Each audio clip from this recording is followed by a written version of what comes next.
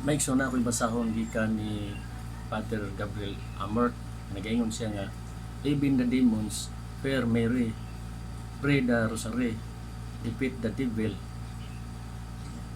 Nya si Father Vincent Lampert, usa ni ka sa nga exorcist. Ingon jud siya nga, the devil knows who is working to defeat him.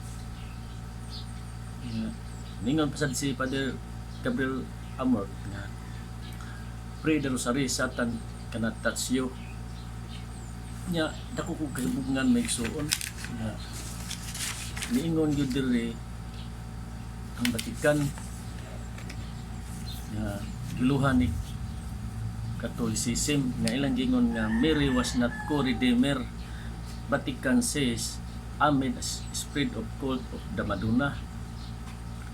Kuyaw kay migsuon nga ilang gingon nga ang Dejectic of all Greece wala po nung magsubay sa nandang doktrina o patulunan sa simbahan.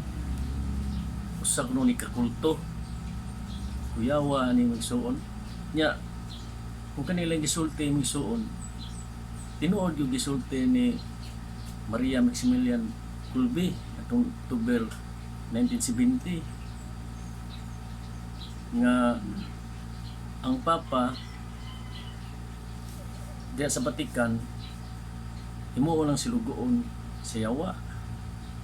Dili lang gyud ang Papa kay katong giingon sa mga debatidor nga pwede gamiton ang siyawa ang mga pari nga nato i-probe nga stas apostoles gi nasudlan mo gyud yawa.